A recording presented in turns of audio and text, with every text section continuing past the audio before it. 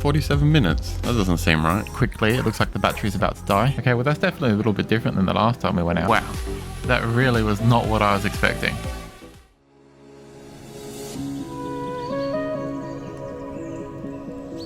For the last 4 years now, I've found myself frustratingly cornered. The extended life batteries for the Mini 2, 3 and 4 have all been sitting at around the same $149. No one but DJI seems to be allowed to make these batteries.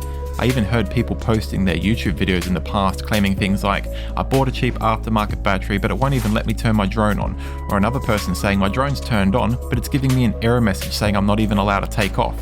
Just recently I've finally seen the market flooding with cheaper aftermarket batteries for the mini series for the first time. They're claiming to have the same flight time as DJI but at 2/3 the price. So let's do the test and find out. I've purchased both online, one directly from DJI for $149 and the other one, the cheapest one I could find on Amazon, that was selling for only $110 extended battery life. Are the cheaper aftermarket batteries really as good as DJI? Will they really last the same amount of time? Do they weigh the same amount? Or are they just cheaper because they're simply not as good? Let's find out.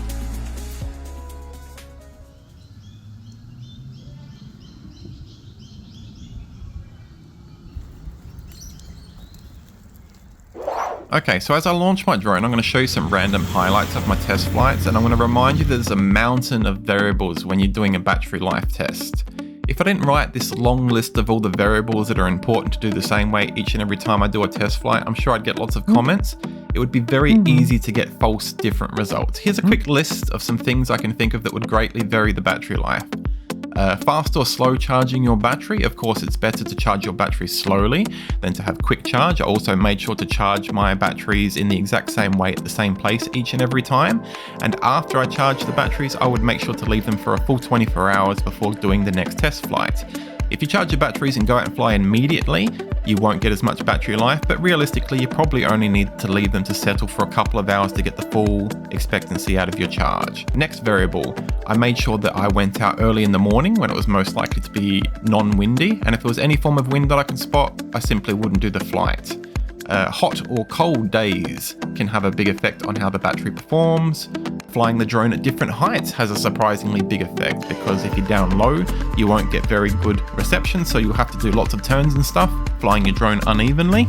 Then when you think I'll go up to a high height so that I can fly the drone in gigantic, perfectly equal, like 3 kilometer wide circles, and you think you've done it perfect. No, now you're in the problem that the higher you get, the more variable the winds can come and change directions randomly. A lot of people don't even know that you can have winds blowing in the opposite directions at the same time at different altitudes.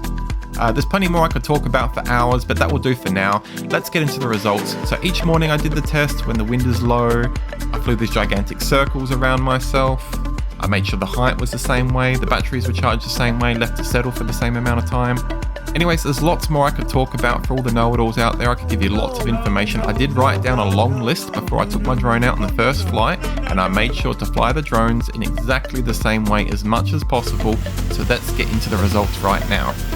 Okay, time for the results. Now, for those of you that are extremely impatient, I'm just going to jump straight to it without giving you the details and just say, they're exactly the same. I can't believe it.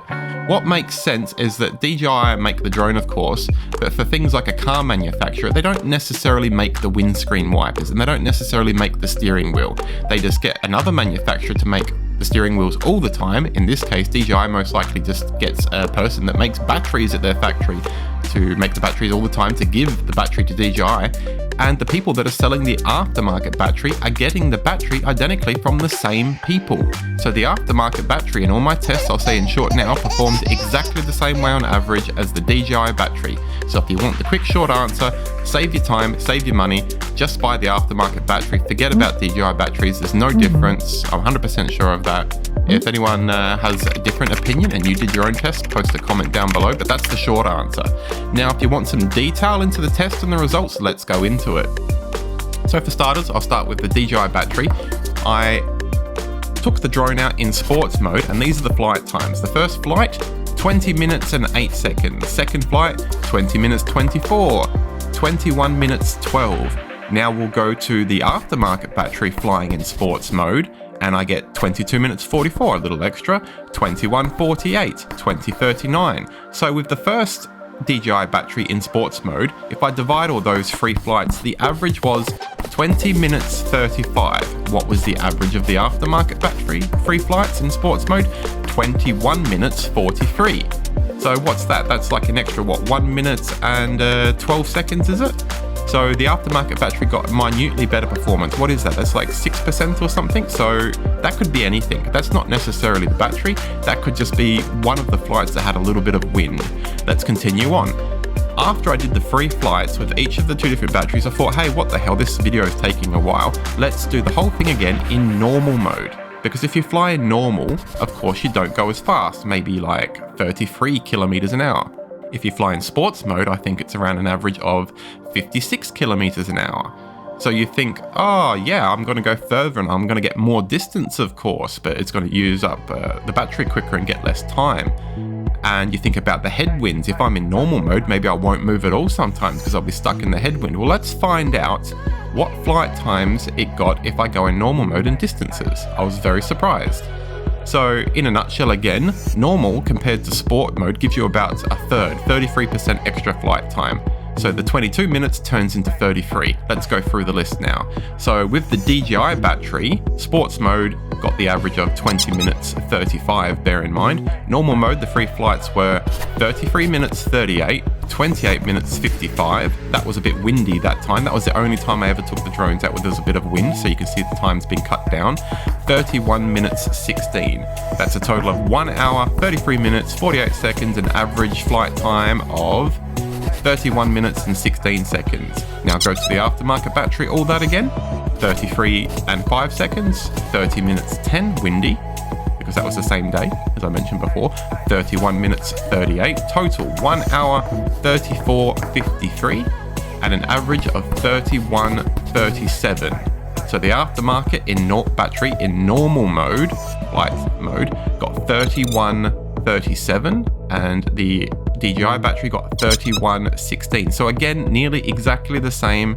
Again, the aftermarket battery won minutely, but that could be from anything. Maybe the aftermarket battery was manufactured 8 months before the DJI battery that I purchased was manufactured. Maybe the battery had already begun to lose some of its life, who knows? Or maybe it was just the wind. And if I did the whole test again, maybe the results would be the opposite. So that's it, I'll end the video there. I'm very happy with the results. I think they turned out much more accurate than I thought I would be able to do. I did allow for a lot of things, so I'm proud of myself with that. If this video has been helpful to you, could you please reward me with clicking on that like button and maybe even subscribing to my YouTube channel? And if you think that you've got different results and you did a test like this and you think you had better methods or you got better results, feel free to post a link to your own video below with a comment. And a last very interesting fact I'll give you before I go. I also was curious, like, what is the total distance that the drones covered? Did the distance vary even though they stayed in air for a different amount of time? And no, again, pretty much exactly the same results.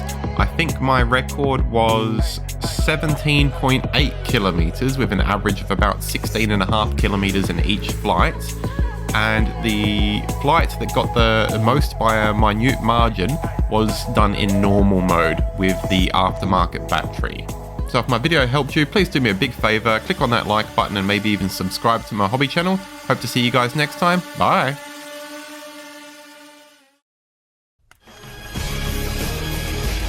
ActionDan, the greatest hero of them all.